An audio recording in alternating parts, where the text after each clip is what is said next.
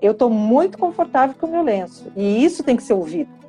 Né? Isso as mulheres têm que ouvir, os homens têm que ouvir. Sou extremamente confortável. A sensação é que eu nasci de lenço.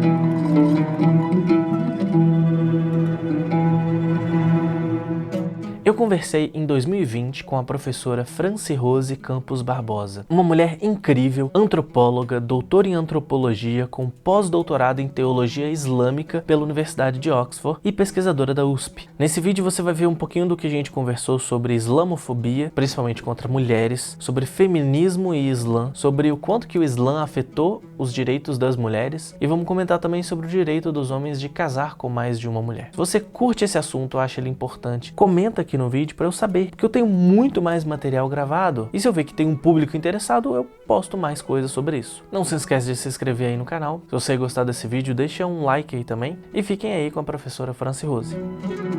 Olá, professora. Oiê, tudo bom? Tudo certo? Como é que estão as coisas? Tudo bem por aí? Tranquilo. A gente tem que dizer que tá tranquilo, né, querido? Pois é. Na medida do possível, a gente vai... Super obrigada pelo convite, fico muito honrada. E muitíssimo obrigado por ter topado esse bate-papo para falar de um tema tão importante. E aí, para a gente começar, eu queria que você se apresentasse aí um pouquinho para o pessoal que não te conhece. Então, eu sou a professora Francirose, sou professora da USP de Ribeirão Preto, sou antropóloga do Departamento de Psicologia, oriento psicólogos, antropólogos, ciências sociais, historiadores, e trabalho com o Islã há mais de 20 anos, há 2 décadas. Comecei trabalhando com fotografia, né, com análise de imagens, e trabalho muito com gênero também, então é lógico que mulheres muçulmanas acabou virando uma grande temática. Sou sensível a essa audição, né, de ouvir as mulheres, de ouvir as questões das mulheres, e num departamento de psicologia, melhor impossível, né, porque a gente tem esse debate, né, com a questão do gênero muito forte. De um tempo para cá, eu tenho lido muito sobre islamofobia, o meu grupo de pesquisa, o Graças, né, que é o grupo de antropologia em contextos islâmicos e árabes, também vem se dedicando a várias temáticas, e uma dessas temáticas é justamente a questão da islamofobia, né, porque a gente tem visto no Brasil situações, principalmente quando se trata de mulheres muçulmanas que usam lenço, né, como eu. Isso daqui é um hijab, né, para quem não sabe, é uma obrigação religiosa, e muitas mulheres acabam perdendo seu emprego porque usam o lenço, ou não são aprovadas numa situação de testes, né, e aí aprova em todas as sequências, quando chega na hora da aprovação final, pergunta se pode tirar o lenço. O que eu tenho feito é que recentemente eu tive uma bolsa produtividade pelo CNPq aprovada para pesquisar islamofobia. Eu estou pesquisando narrativas islamofóbicas. Aquilo que os muçulmanos me dizem o que é islamofobia, não sou eu que vou dizer o que é islamofobia. A partir dessas narrativas eu vou construir um diálogo sobre intolerância religiosa, porque eu também acho que nem tudo é islamofobia. Muitas vezes perpassa pela falta de conhecimento do cidadão. É muito comum eu ver alguma foto de uma mulher muçulmana e comentários pejorativos, eu vou lá e falo, olha, fulano, não é bem assim e tal, não sei o quê, a tua visão é um pouco parcial. E aí é o tempo todo que a gente tem que ficar construindo essa narrativa, construindo esse discurso, né? Eu, por exemplo, recebi um relato outro dia de uma muçulmana que ela voltou, ela se converteu, ela estudou muito tempo a religião, se converteu. Quando ela voltou da aula na escola, ela optou em usar o lenço. E as coisas que ela ouviu do coordenador da escola pública são absurdas. Aquilo, obviamente, valeria um processo difamatório, enfim, calúnia, blá, blá, blá. Isso precisa acabar, né? A gente não pode chegar nos lugares... Eu nunca sofri, Franci, mas... Quem é a França? É uma professora da USP, né? E mesmo que eu ande de metrô, de ônibus, como eu ando, também tenho formas, né, de atuação muito maior que muitas meninas por aí. Então, eu tenho formas de me defender, eu tenho advogado para ligar e dizer, tenho a própria universidade para me defender, mas outras pessoas não têm. Então, a gente tem que olhar para isso. Por isso que uma pesquisa desse âmbito nacional, que eu estou realizando agora, ela é muito importante para isso, né? Eu queria que você comentasse um pouquinho sobre... como que é essa relação, principalmente o feminismo que não se preocupa tanto com questões de interseccionalidade, né? Um feminismo mais branco, mais ocidental, entre aspas, né? E não está tão preocupado, às vezes, com o feminismo negro ou com o feminismo Islã, né? Muita gente não conhece o feminismo islâmico, né? E acaba obrigando, dizendo que mulheres do Islã precisam fazer isso, precisam fazer aquilo. Bom, elas precisam aprender o que é feminismo, né? Eu acho que o problema de algumas feministas é elas não saberem o que é ser feminista, né? Então, para mim, o feminismo ele veio para justamente não dizer o que a mulher tem que ser, que a mulher tem que decidir o que ela quer ser. Então, se eu quero colocar o lenço, não é uma mulher branca, não é uma mulher que não tem religião que vai me dizer se eu tenho que tirar ou colocar o lenço. Sou eu mesma. Se eu não permito que um homem me diga o que eu tenho que fazer da minha vida, por que eu vou permitir que uma mulher diga o que eu tenho que fazer da minha vida? Então, assim, são as duas coisas, né? Então, eu acho que esse feminismo é um feminismo equivocado. Esse feminismo que acha que vai me salvar porque eu estou com um lenço na cabeça, ela que vai salvá-la a si mesma, pela sua própria ignorância.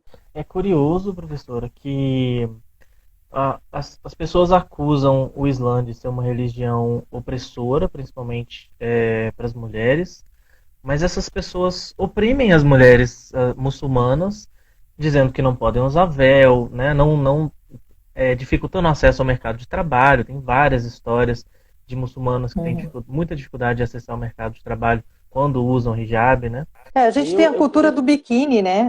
A gente tem a cultura de que andar nua é liberdade e usar lenço não é liberdade, né? Então, como se a pessoa que, e a gente sabe, né, tem um corpo e vai à praia, não é bem assim, né? Tem um corpo esbelto, magro e vai à praia. E isso é tão opressor quanto qualquer outra coisa. Se eu fosse obrigada a usar o lenço, claro que seria oprimida. Qualquer mulher que é obrigada a fazer aquilo que é contra a sua vontade, ela é oprimida. E a gente deixa claro. Então, existem muçulmanas oprimidas? Existem. Existem mulheres não muçulmanas oprimidas? Existem. Os problemas de feminicídio existem no mundo inteiro. O machismo estrutural não é uma coisa do não muçulmano, é coisa do muçulmano também.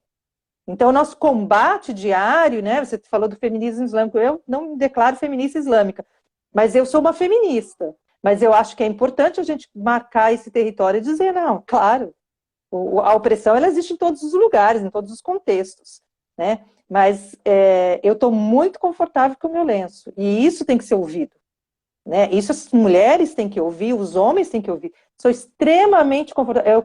A sensação é que eu nasci de lenço, então eu não consigo me ver sem ele. Então as pessoas precisam entender isso, né? Essa opção, esse desejo, né? E essa obrigação religiosa, porque eu não estou fazendo isso porque eu tenho um marido, ou porque eu tenho um filho, ou porque eu tenho um companheiro. Não, estou fazendo isso porque, para mim, o lenço ele é a própria oração.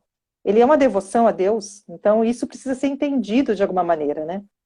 Uma coisa que é interessante também é a importância do contexto histórico em que algumas coisas foram escritas, né? Eu fiz uma pergunta na enquete que eu fiz, perguntando se você acha que o islamismo trouxe mais direitos ou mais restrições às mulheres, né? E aí foi assim, 92% achando que trouxe mais restrições, né?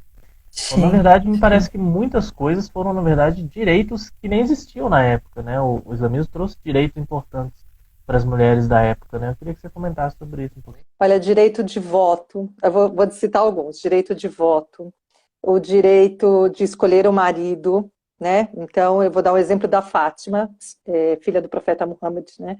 Seja com ele. A Fátima, o profeta Muhammad, ele oferecia, né, dizia, Fátima, fulano quer casar com você. Ela dizia não. Fátima, fulano quer casar com você. Não sei lá, o que você acha? Ela dizia não. Quando foi o Ali, né, ela ficou em silêncio. E o silêncio foi, para ele, já era uma resposta, que era a aprovação. Então, quer dizer, o direito de escolher o seu marido, o direito ao divórcio, o direito ao conhecimento, isso é tudo instituído. Direito à herança, né? Você não tinha direito à herança em outros países. A gente foi votar em 32, o direito a pedir o divórcio, né? Então, existem tantos direitos, e o direito que eu sempre gosto de brincar com os homens muçulmanos, né? Eles ficam, né? Que é o direito à sexualidade, ao prazer sexual. Então, a relação sexual, ela não serve apenas para procriação. Então, uma mulher pode pedir o divórcio se o marido dela, ele não cumpre o prazer, se ela não provoca o orgasmo, quer dizer, então, a questão da saúde da mulher, da satisfação da mulher, dos desejos das mulheres, isso tudo está garantido pela religião. Tanto é que uma das coisas, uma má lei, o dinheiro dela, por exemplo, o homem não pode mexer no dinheiro da mulher. Eu sou funcionária da USP. Se eu me casar agora, o meu marido não pode mexer no meu dinheiro. Se eu quiser não bancar, não pagar tipo, o aluguel da casa, ele tem que bancar. O dinheiro é meu, eu faço com o meu dinheiro que se eu quiser comprar de creme importado, de perfume importado, o dinheiro é meu. Então, quer dizer, isso é muito diferente do que é lógico que nós vivemos numa sociedade hoje de dificuldade, que as mulheres dividem as suas contas, mas pelo Islã, a obrigação de manter a casa é do homem. Por isso que se fala que o homem tem um grau a mais que a mulher, porque ele tem uma responsabilidade a mais com a mulher. Então, se você for ver o exemplo do profeta, o profeta costurava suas roupas, ele lavava suas roupas, ele cuidava das suas coisas, né? E ele tinha as mulheres dele, ele foi casado várias vezes. Então, é todo um sentido equivocado. Porque o que chega para as pessoas? É uma mulher de lenço. Uma mulher de lenço é uma mulher que não pensa, é uma mulher assexuada, é uma mulher infeliz, é uma mulher que não tem desejos, vontades. Então, é uma coitadinha. Então, eu preciso salvar essa coitadinha. Né? Mas não sabe os direitos, não se ouve as mulheres muçulmanas. Então, isso é muito doido, né? Assim, porque é a construção da mídia. A mídia construiu muito esse papel dessa mulher coitadinha, dessa mulher que não tinha como se desenvolver, como crescer e tudo mais, né? Até a questão também do homem poder ter mais de uma esposa também tem um contexto que foi favorável para as mulheres na época, né? Sim, porque na verdade o que acontecia? A gente está falando de um contexto de guerra, de violência, e num contexto que as mulheres não trabalhavam fora. As mulheres, elas eram da casa para dentro. Então era um contexto muito diferente que a gente tem nos dias de hoje. E quando é que a mulher vai para fora? Nossa, depois da Segunda Guerra Mundial. É depois da Segunda Guerra Mundial que a mulher tem que sair porque os maridos morreram, os filhos morreram, né? E o Islã, ele é perfeito até nisso.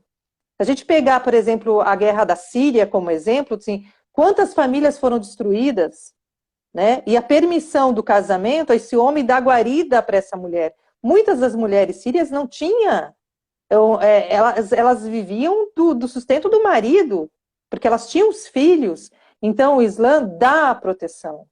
O profeta Muhammad, por exemplo, ele casou com algumas mulheres por conta do processo de guerra. Algumas mulheres não tinham como circular, porque as mulheres naquela época não circulavam sem o homem, né? Então, o casamento era a proteção.